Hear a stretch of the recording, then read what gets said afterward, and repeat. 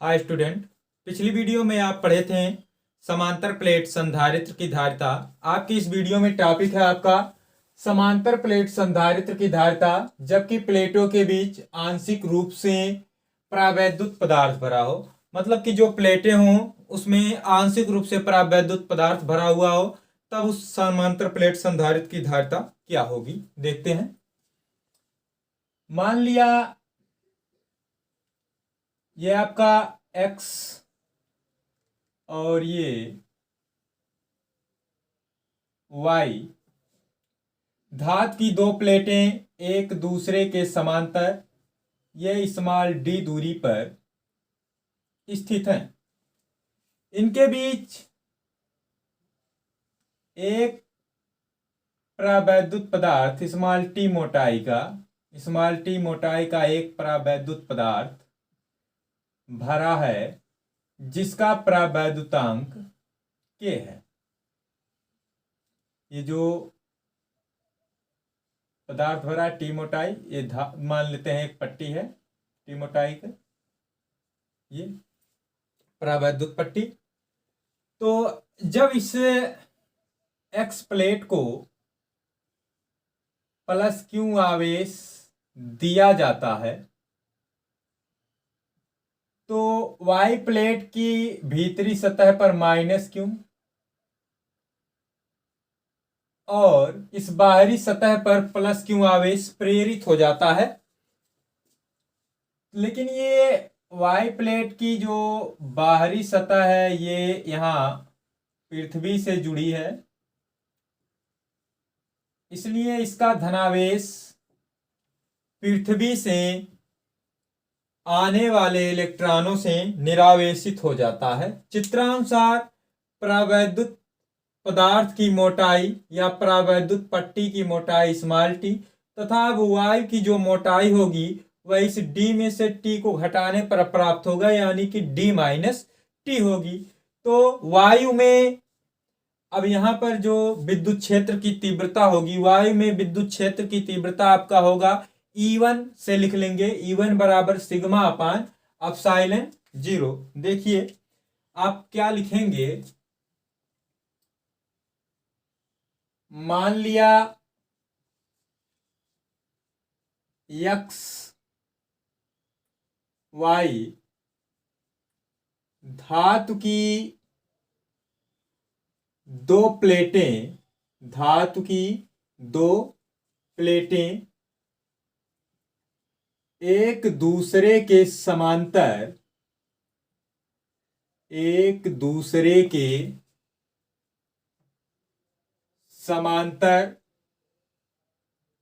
Small d दूरी पर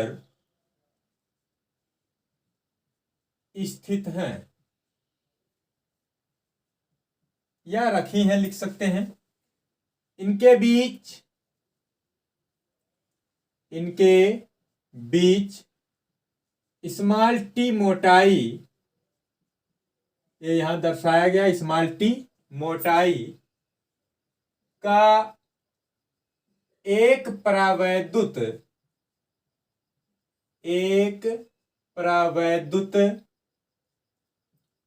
पदार्थ भरा है जिसका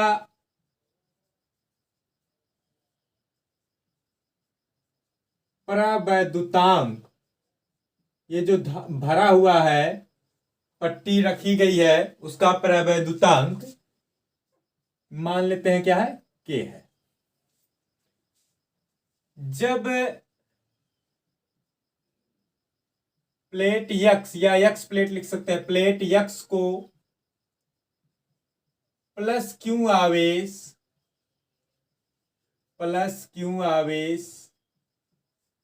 दिया जाता है तो प्रेरण के कारण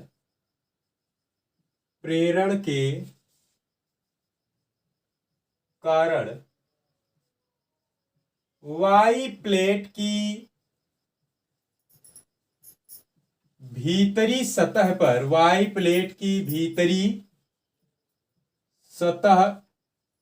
पर माइनस क्यू आवेश, माइनस क्यू आवेश तथा बाहरी सतह पर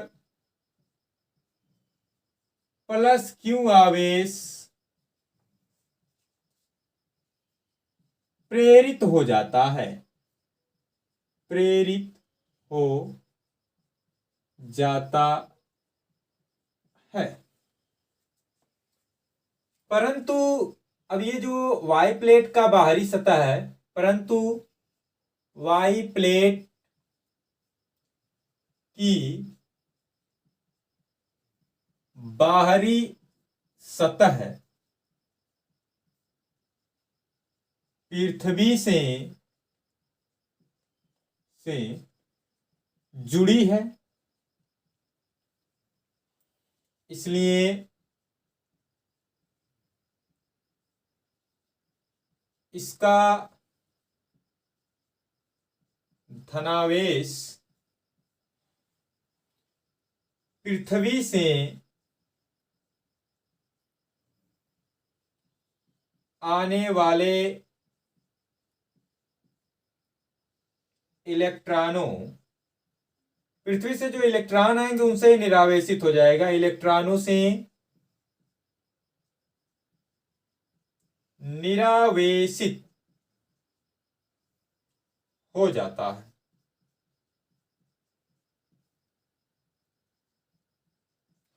अब यहां चित्र के अनुसार जो परावैद्युत पदार्थ की मोटाई है वो है टी, और वायु की मोटाई होगी आपका डी माइनस टी। चित्रानुसार परावैद्युत पदार्थ की मोटाई स्मॉल टी तथा वायु की मोटाई डी माइनस टी है। तो अब यहां से निकालेंगे आप जो है वायु में, अब पहले विद्युत क्षेत्र की तीव्रता निकालेंगे, फिर विभवांतर, उसके बाद धारिता। तो वायु में विद्युत क्षेत्र की तीव्रता, इसको E1 से लिख ले रहे हैं, E1 is equal sigma upon epsilon 0, ये प्लेटों के बीच में होता है, तथा परावैद्युत पट्टी में, परावैद्युत पट्टी में विद्युत क्षेत्र की तीव्रता, इसको लिख ले रहे हैं E2 से, E2 इज इक्वल सिग्मा अपान के एप्सिलॉन 0। इसलिए प्लेटों के बीच कुल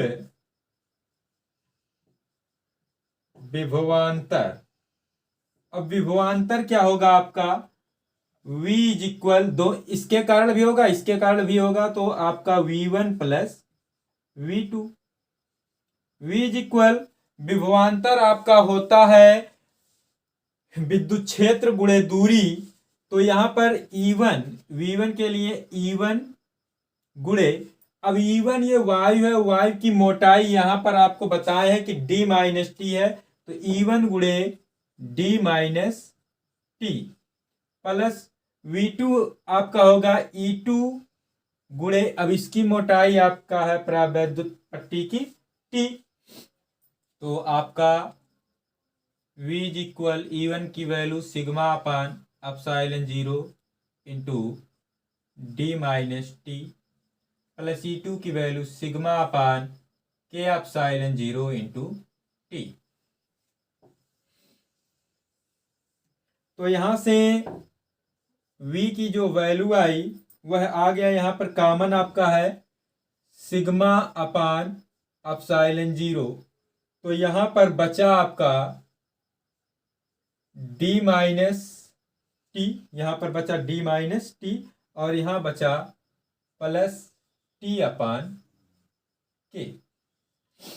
तो v इज इक्वल, यहाँ सिग्मा इज इक्वल होता है क्यू बाई ए, तो सिग्मा के स्थान पर क्यू बाई ए रखेंगे तो आपका हो जाएगा Q epsilon 0 A into D minus T plus T by के।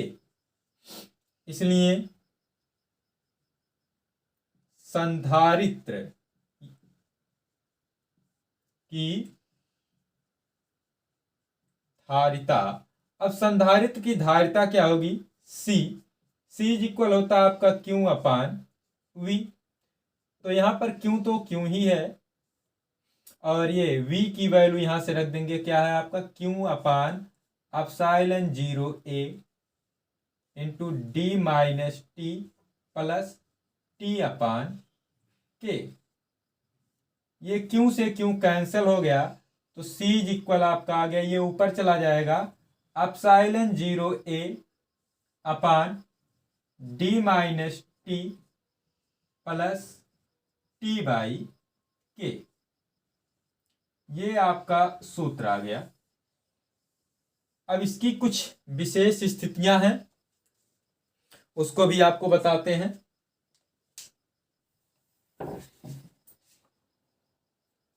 तो आपका फार्मूला आया C is equal epsilon 0 A upon D minus T plus T by के।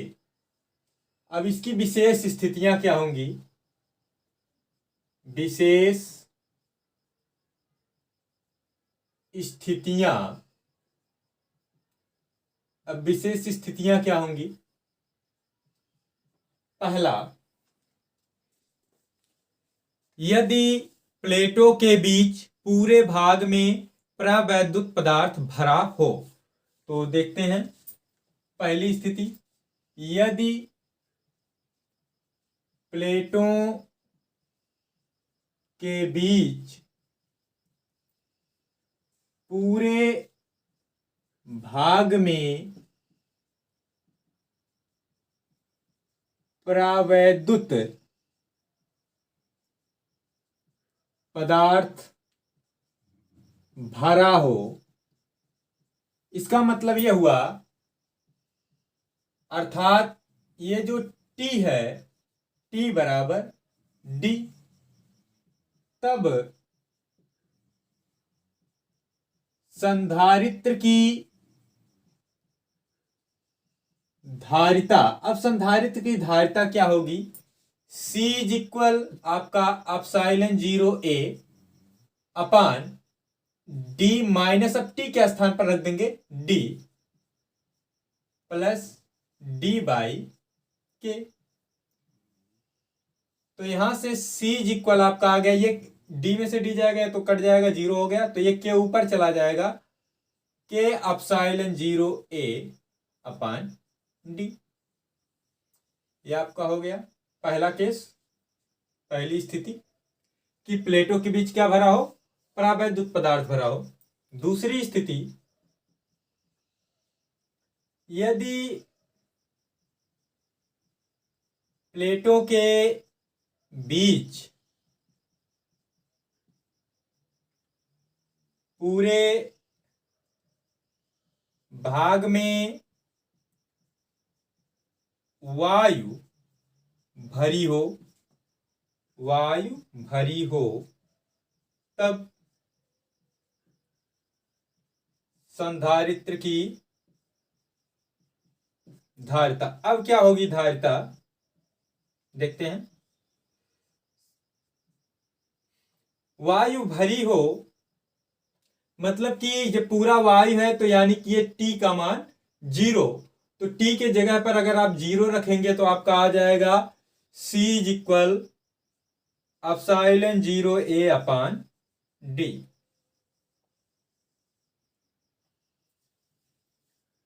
अब तीसरी स्थिति इसकी देखते हैं।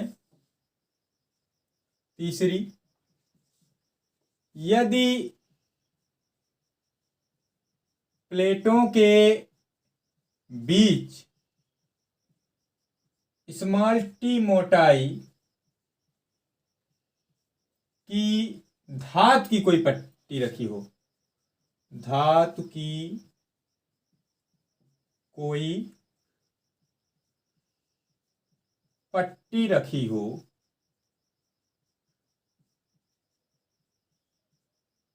अर्थात धातु की जब पट्टी रखी रहेगी तो प्रावैधतांक उसका इनफाइनाइट होता है, यानी k इज इक्वल इनफाइनाइट। तब संधारित्र की धारिता, अब इस स्थिति में धारिता क्या होगी, C इज इक्वल इसी सूत्र पर एप्सिलॉन 0a अपान d minus T plus T, और यहाँ k की जगह पर रख देंगे इनफाइनाइट। इनफाइनाइट से किसी में भाग देंगे तो हो जाएगा 0, यानी कि C is equal epsilon 0a upon d minus T. यह आपका फार्मूला हो गया। चौथी स्थिति, यदि प्लेटों के बीच एक जो है एक पट्टी, एक परावैद्युत पट्टी ना रख करके T1 T2 T3 डैश, मतलब कि ऐसे T4 T5 जो है अनेक धातु की पट्टियां रखी हो और उनके परावैद्युतांक K1 K2 K3 हो, तब क्या होता है, यदि प्लेटों के बीच T1 कामा T2 कामा या T3 डॉट डॉट मोटाई या मोटाइयों की कई परावैद्युत पट्टियां रखी हों जिनके परावैद्युतांक, अब इनके इसका जो परावैद्युतांक है, इनके परावैद्युतांक K1 कामा K2 ऐसे ही K3 डॉट डॉट हो, तब संधारित्र, अब क्या होगा, तब संधारित्र की धारिता, अब संधारित्र की धारिता आपका C is equal epsilon 0a अपान, अब इसी फार्मूले में रखेंगे d माइनस, अब यहां पर रखेंगे आप T1 plus T2 plus T3 plus dot dot ऐसे आगे जो भी रहेगा, प्लस T1 अपान K1 प्लस T2 अपान K2 प्लस T3 अपान K3 प्लस डैश डैश, ऐसे ही जो भी रहेगा, 4 रहेगा 4, 5 रहेगा तो 5। ये इसकी विशेष स्थितियां हो गई। तो ये आपका टॉपिक समाप्त हुआ। अगले वीडियो में आप पढ़ेंगे संधारित्रों का संयोजन।